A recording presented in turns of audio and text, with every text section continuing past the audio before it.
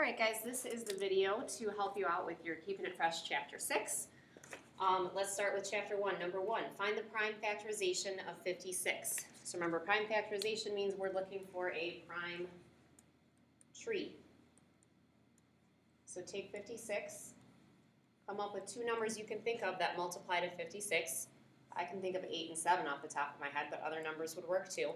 Remember, each time you do this, you're asking yourself, are these numbers prime or not? So 8's not prime, which means I need to break it down more branches on my tree. 7 is prime, so I'm going to circle it. I know I'm done with that number. Now I want to come up with two more numbers that multiply to 8, so 4 and 2 would work.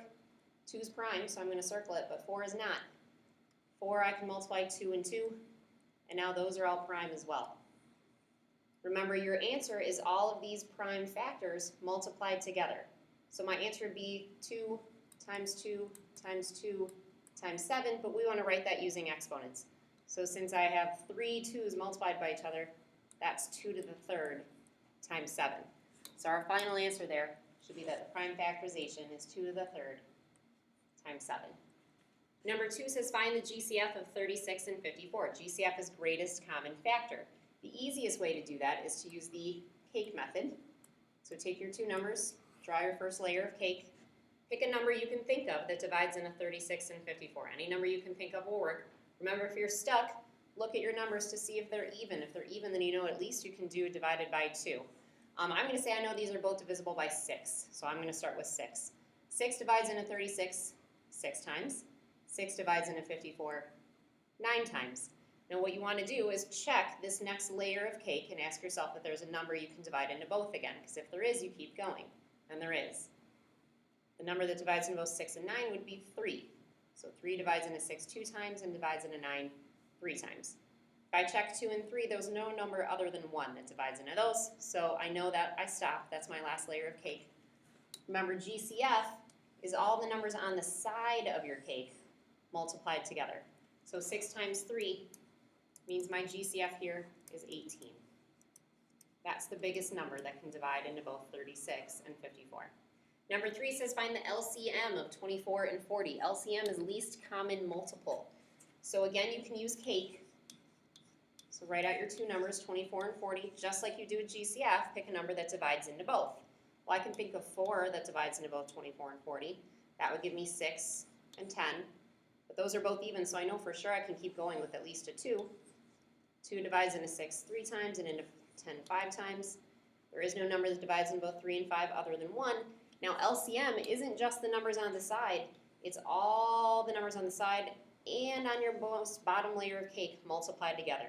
So you want to do 4 times 2 times 3 times 5. You can do that in any order you want, so I'm going to think about 4 times 5 first is 20, and 2 times 3 is 6. So I know 20 times 6 would be 120 is my least common multiple. That's the smallest multiple that both 24 and 40 have in common. Our next problem is 6 sevenths plus 1 and 2 fifths. Remember, adding and subtracting fractions, we have to have a common denominator. But before we even do that, we want to change that mixed number into an improper fraction. So do the big number 1 times the denominator 5 and add 2. So 1 times 5 is 5 plus 2 is 7. So I've got 6 sevenths plus 7 fifths. So I want to figure out the least common denominator for 7 and 5. Well, that's basically like doing the LCM. So the smallest multiple that 7 and 5 have in common happens to be 7 times 5, which is 35. So I know that, I'm going to write this vertically, I need to change these both to 35ths. To figure that out, I have to ask myself, well, what did I do to get from 7 to 35? Well, I multiplied by 5. So if I multiply 7 times 5 to get 35, I need to multiply 6 times 5 to get my new numerator. So my new numerator here will be 30. Down here I did 5 times 7 to get 35, so I need to do 7 times 7 to get 49. Now I can add those numerators, so 30 plus 49 is 79, and the denominator stays the same. You can leave that improper, or you can change it to a mixed number. 35 goes into 70 2 times, or 79 2 times, and you have 9 left over. So 79 over 35, or 2 and 9/35 would be your answer for number 4. On to the next page. Multiplying and dividing fractions for 5 and 6. This would be in chapter 2 now. Multiplying fractions, you do not need a common denominator, but we do still want to make that improper fraction, or sorry, that mixed number into an improper fraction. So we can leave 1/2 as is, but we're going to make 2 3/4. 2 times 4 is 8, plus 3 is 11, so that's going to be 11/4. You can check for cross-reducing with multiplying, but there's no cross-reducing I can do here, so I might as well just multiply straight across. So 1 times 11 is 11, 2 times 4 is 8. You can leave that improper or make it a mixed number. As a mixed number, that'd be 1 3/8. Number 6, dividing. Don't need common denominators, but we are going to do skip times flip. But before we do that, let's make all these into improper fractions first. So 3 times 6 is 18, plus 5 is 23. Don't change it to multiplication yet, let's keep it as division. Don't flip this yet, just make it improper. So 1 times 3 is 3, plus 2 is 5. Now I can do skip times flip. So 23/6 is going to stay 23/6, but this is going to become times, and I'm going to flip 5/3 to 3/5. Now I'm going to check for some cross-reducing. Can't cross-reduce 23 and 5, but 3 and 6 I can divide those both by 3. So 3 divided by 3 is 1, 6 divided by 3 is 2.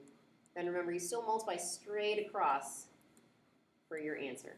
So we're going to get 23/10, or you could make that 2 3/10. Next problem says your neighbor just started snow blowing their driveway. When the snow blower breaks down, you and your 3 siblings offer to shovel the rest of the driveway for them. There is 6/7 left of the driveway to be cleared. What fraction of the snow will you shovel if you and your siblings shovel the same amount? So you and 3 of your siblings, so that means 4 people total, are going to shovel 6/7 of a driveway.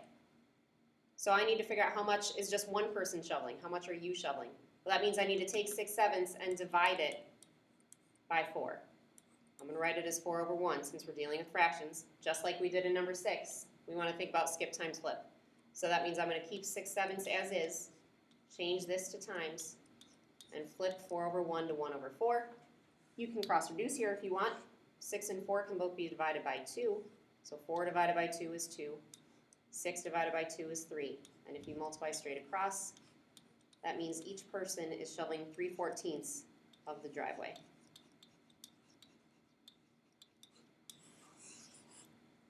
Number 8 says your mom gives you $15 and asks you to go buy 20 stamps for her. She says you can keep the change.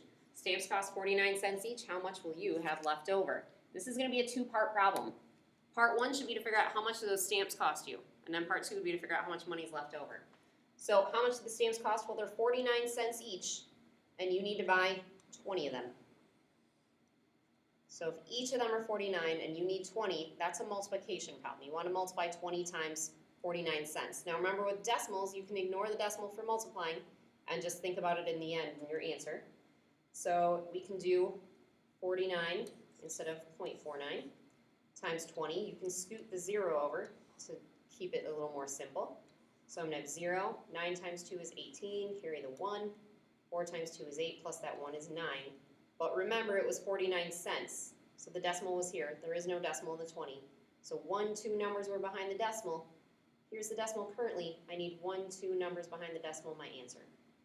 So it cost me $9.80 for that 20 stamps. But Mom gave me $15. So how much do I have left? Well, I need to do 15 minus $9.80. Remember, with adding and subtracting, the key is that you need to line up the decimal. Well, the decimal, if you don't see it in a number, is always, always, always at the end. So 15 is like 15 point, since we're talking about money, I'm going to do 2 zeros there, 0, 0. And I want to subtract 9.80. We need to line up those decimals. We're going to have to do some borrowing here. 0 I can take away from 0, but 8 I can't take away from 0, so I will need to borrow and make that a 4. And bring a 10 over here. So 10 minus 8 is 2. Bring down the decimal to the same spot. Can't take away 9 from 4, so I'll need to borrow and make it 14. 14 minus 9 means I have $5.20 left over. All right, I'm going to pause here, and the rest of the KIF will be in the second video.